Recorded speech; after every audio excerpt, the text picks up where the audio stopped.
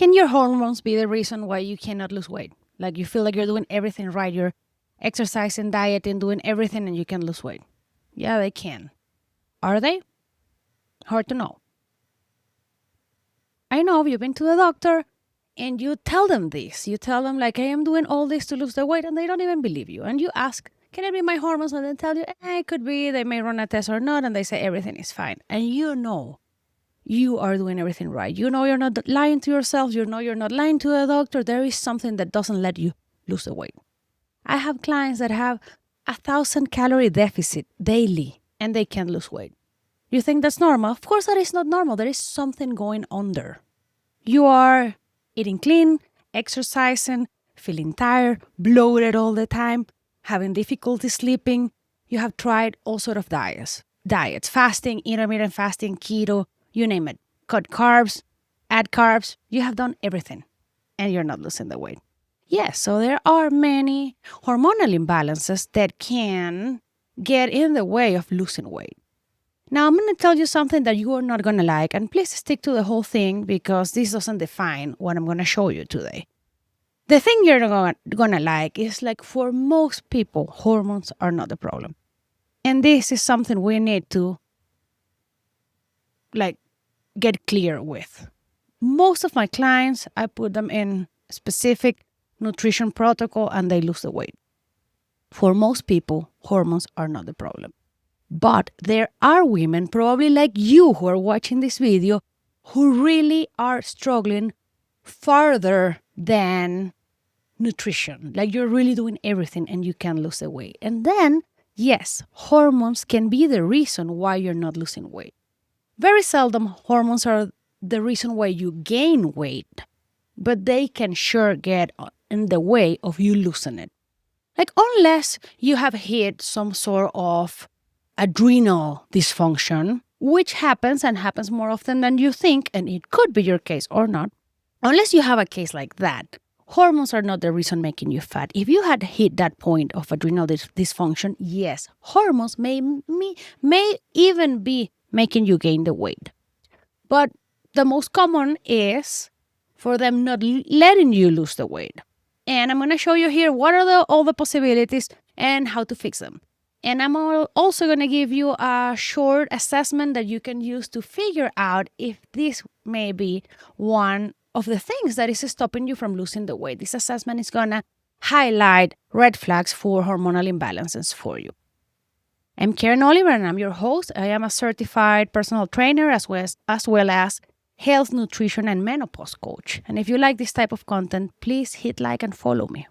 Let's jump right into it. The most common hormones that are going to slow down your weight loss or stop your weight loss are 5. And they're going to be cortisol imbalances, insulin or insulin resistance, thyroid dysfunction, estrogen, and most of the time it's estrogen dominance. Low estrogen can have a little bit to do with this, and this is important for women going into perimenopause or postmenopause, and we're going to talk a little bit more about estrogen. And low progesterone. Those are like the most common. There are like leptin, DHEAs. We have other stuff, but they're not so common and not so important for weight loss. So cortisol. We keep talking about cortisol all the time. Cortisol is good. It's a great hormone. It gives you energy, but cortisol needs to be inside the normal parameters. So cortisol is the hormone of stress. If your cortisol is dysregulated, this can be high or low, you are going to struggle to lose the weight for multiple reasons. One of them is you're going to have huge cravings that are bigger than you. When you feel those cravings that almost give you anxiety, those are usually not psychological cravings. Those are something going on. And cortisol is one of the hormones that have a lot to do with this. When cortisol is high, which is the first state of cortisol dysregulation, cortisol equals belly fat. It increases the fat around your belly or the visceral fat, which is the worst one for health. It also breaks down muscle mass. It inflames the gut. And inflamed gut is very uncomfortable. This is pretty common in perimenopause. You feel bloated all the time. It usually is not the only reason, but it has to do a lot with cortisol, and it makes us less efficient on burning fat. So we don't want to have dysregulated cortisol. This is the first one that you want to fix. If you have many of these hormonal imbalances, because it's not necessarily one, it usually comes in a recipe, because it's like one trigger other and then other, and it's like a puzzle. And you need to tackle them in order. Cortisol is going to be the first one you need to work on, and that's why I always tell my girls the first thing we're going to fix is your sleep. So we can downregulate your sympathetic system. We can cool down that engine and regulate your cortisol level. Then we have insulin. You know, insulin is a hormone that regulates your blood sugar, your glucose. And when we get insulin resistance, we have a metabolic problem. Insulin basically stores fat and blocks fat burning. So we don't want to have high levels of insulin. And there's a lot you can do for this, and there's supplements like berberine that are very efficient on helping you reduce your blood glucose. Also, of course, nutrition. But this is an important hormone that can be blocking your weight loss. Again, usually it is not an isolated problem. It's not only insulin. You may have many of these. The next one is thyroid. Yes, your doctor tests your thyroid and they said the TSH level is normal. Let me tell you something. The most important thing about thyroid, and where we see dysregulated thyroid function that doctors don't see, is in the conversion of T4, T3 conversion. And that is a very specific test that doctors usually don't do. And it's the reverse T3. We want to know those numbers. And that sadly is never measured by a PCP unless you request for it, and not every doctor agrees to do that. Basically, if you're not converting T4 into active T3, your thyroid is not working well. And then if you're converting it into reverse T3, your thyroid is not working well. You're not getting any of the good things of a good working thyroid. And that is going to block your fat burning, sadly. And here we hit our biggest protagonist for today, which is going to be estrogen. Estrogen and progesterone. Estrogen dominance. You've heard estrogen dominance. And what it means is like your ratio between estrogen and progesterone is off. So in that ratio, estrogen is dominant. And most of you are probably in perimenopause or postmenopause, because that's what my audience is and that's what I work with. And you're going to say, Karen, how the truck am I going to be on estrogen dominance if I'm aging? Isn't my estrogen supposed to be going down? And here's where it gets confusing and complicated. And the answer is yes. When we age and we start going through perimenopause and approaching menopause, estrogen drops, yes. The point is, you can have low estrogen and still be estrogen dominant. How is that possible, Karen? Well, because if progesterone drops even more than estrogen, then that ratio is still going to favor estrogen. I'm going to put here a chart so you can see it. We usually want to have a ratio of over 60 for progesterone and estrogen ratio. So when you divide progesterone level by the estrogen, you should have a number around 60 or more. Most people, even though their estrogen is low, that ratio is way lower, which means you are estrogen dominant. So you're going to have all the fat burning blocking effects of high estrogen or estrogen dominance, even though your estrogen levels are low. Estrogen dominance is bad. It blocks your fat burning. It leads to fat storage around your belly. It comes with a lot of mood swings, irritability. Breast tenderness is one of the signs of estrogen dominance, and a lot of inflammation. So if you're one of those persons that you are very explosive, like everything makes you cranky and your mood swings. You're happy in the morning and then in the afternoon you maybe feel blue, whatever. There's some sort of imbalance going on here, I promise, because that is not the normal. I was talking to one of my clients the other day. She just started working on, we started working on her estrogen and progesterone balance. And she was telling me, Karen, like, I am a different person in the way that I react. We've been going through a lot with my house. We're having this all sort of issues with the house, whatever. I don't want to give much details. But the point is, she's like, it's been hectic at home, like with my husband, the family, the kids, everyone is like, ah. And you know what? I am not being explosive. Like, they come tell me this, that. I'm handling the stress in a complete different way. She said, before I would have been like, what? Yelling at all of them every time they come with one of these problems. And now I'm like, you know what? I'm going to think about this. I'm going to take my time when they ask for something. She's like, it's like a complete different me. That's how hormonal balance looks like. And balance sounds like, some people don't like the terminology, hormonal balance, because hormones are not really balanced. They move, they go, right? But what I mean is having the hormones in the right window. That's how it looks like. You are a different person. Like, if you work on this, you're going to know. And that happens the same towards cravings. So she's not having so many cravings. She sees food that before she would have like just binge on it. And I was like, okay, I really don't need this. I'm not going to eat it. It's amazing. I'm going to show you here. This is from another client. Her improvement over 6 months of work. And I say hard work because we do supplements, but the work on her side was hard. She worked on her nutrition. She worked on her gut.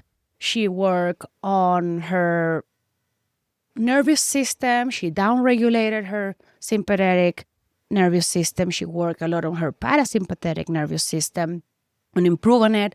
She lowered her cortisol. She worked on her sleep quality. So there's a lot of work. Like, supplements are, like the word said, supplemental. They're not the main thing, but they help a lot. But you have to put the work.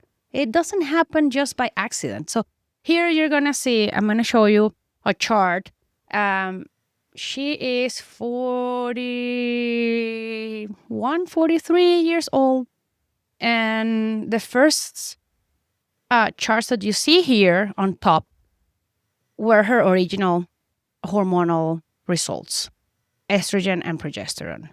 So her progesterone was very low and her estrogen was inside the normal ranges, but she was estrogen dominant. You see, she didn't have high estrogen. She had normal estrogen, but she was extremely estrogen dominant. Why? Because her progesterone level was so low that estrogen took the whole thing. So she had all these estrogen dominant symptoms, even though her estrogen was in the normal range. We worked on, like I said, supplements, natural supplements to help her body produce more progesterone. We didn't do hormones. There's no hormone replacement here on this plan. We only did natural plant supplements that help the body produce more progesterone, and we work on her liver detox pathway, so her detox for estrogen will be better. We work on nutrition to raise her estrogen a little bit, and like I said, we did a whole protocol for her microbiome and gut, and here are 6 months after her results. Now, her ratio of estrogen and progesterone is 60 something, which is fantastic. But here are the results. And guess what? She has lost in the last 6 months around 25 pounds. It's all about making it easier for you. I am not saying the change on hormones did the weight loss. She did work on her nutrition. We did work on losing that weight, but the hormones did not get in the way of losing it. So there's two different things. I don't like you thinking that your hormones if you fix your hormones, you're going to lose the weight even though you eat the cake and the donuts all day long. No, it doesn't work like that. But if you do fix your hormones, then losing weight is easy. You may be doing everything right. Not eating the donut, not eating the cake, eating very clean, and you're not losing weight. This is the reason, and this is what you need to fix it. So what you are doing works. I am not saying if you eat like crap and you fix your hormones, you're going to lose the weight. That's not what I'm saying. Okay. And then the other one was progesterone. Like if you have low progesterone, I think I already tackled this one, but it was the fifth hormone. If you have low progesterone, well, progesterone is anti-inflammatory. It supports metabolism. It is calming. So again, when you start getting into perimenopause, you start getting more anxiety. Many people have panic attacks. And this is because of the drop of progesterone. So again, here we go. It is all about putting those hormones in the right time, and the right window of values. And yes, we cannot avoid those hormones dropping. They are going to drop because we're getting old and we're getting into perimenopause. Menopause, eventually they're going to drop. That's not the point. The point is for them to, even if they're dropping, to be in a healthy ratio. That's all we work on, is the ratio. It is not increasing them, or they're going to decrease. We have to accept that. But we can work on the ratio. There are things that connect with these imbalances, like mitochondrial function. Like if your estrogen is either very low or dominant, it is gonna have an influence on your mitochondrial function. And the mitochondria is the powerhouse of the cell. It's where all the energy and fat burning comes from. So if you don't have good mitochondrial function, it is gonna be really hard to lose the weight. And estrogen is one of the hormones that can affect the mitochondrial function. And of course, these chronic imbalances create more inflammation. Inflammation blocks insulin and affects leptin. And again, insulin is a hormone of belly fat. If insulin is high, you are going to have belly fat. And then the liver struggles to do its detox processes, which makes estrogen dominance even worse, because the metabolism of estrogen happens in the liver. So if your liver is not working well, you may not be metabolizing your estrogen well, which is also an increase on estrogen-related cancers, because you may be getting more of the estrogen metabolites that are related to cancer. So one of the things we work, for example, on that client that I show you the lab results, was a liver detox, just to help her clear her liver detox pathways. And then we have the gut. The gut is very important. Hormonal imbalances create dysbiosis, but here is like a feedback loop. If your gut is in dysbiosis, which means it has the wrong type of bacteria and things are not where they should be, that is going to affect your hormones. There is a complete part of your microbiome that the exclusive work is to work on your estrogen. So if that is not there, you're going to have estrogen issues. And then on the other side, if your hormones are in balance, you are going to have gut dysbiosis. So one thing creates the other, and the other one creates this one. So the gut is very important to work on. And these are things that we can do. Like most people have candida, overgrowth, SIBO. Those things you can do natural protocols. If you don't want to do antibiotics to first heal that, then you can do certain things to support the healing of your gut microlining. But of course, diet, nutrition. So I explain how these hormones or these imbalances can block your fat burning, and I'm going to give you a couple tips for you to improve this. And remember, here in the description, there's a link for a free assessment. It's a short assessment that it is not a blood test or a hormone test, but it is a validated assessment that I use with my clients often to see if there are red flags for hormonal imbalances. So just take the quiz and see if your symptoms may be due to any of these imbalances. There are a couple things. So to increase your estrogen levels, you can increase your phytoestrogens in your diet. And those are going to be things like flax seeds, tempeh, lentils. Just Google phytoestrogens foods and incorporate them in your diet. This is going to help you increase your estrogen levels. Then for the gut, we want to be eating prebiotic foods and probiotic foods. And let me highlight that I said eating. I didn't say taking. Eating probiotic foods like fermented foods, yogurt, kimchi, sauerkraut, kefir. I don't know how you say it in English, kefir. And then we have prebiotic foods, which are some sort of fibers. And there you have garlic, onion, asparagus, apples. Just do your research on Google and find the list of all these and try to incorporate it in your diet to help that gut. And then polyphenols. There's a recent study. I'm going to try to find it to put it here. I'm not committing to this, but I'll try. That said that polyphenols are one of the most important for longevity and for the gut. And these are very simple things that most of us love, like dark chocolate, blueberries, all the berries, green tea.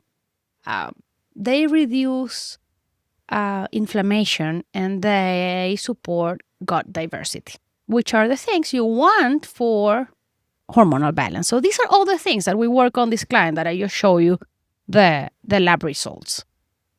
We work on her diet by increasing polyphenols, phytoestrogens. We increase prebiotics, probiotics, and then we also work on eliminating xenoestrogens. Estrogens are environmental things that affect your hormones. So you can swap many of the things that have xenoestrogens, and it is not so hard, like changing your plastic containers for glass containers. Skincare, you can look for things that don't have xenoestrogens. Fragrance-free products for your laundry, your pens.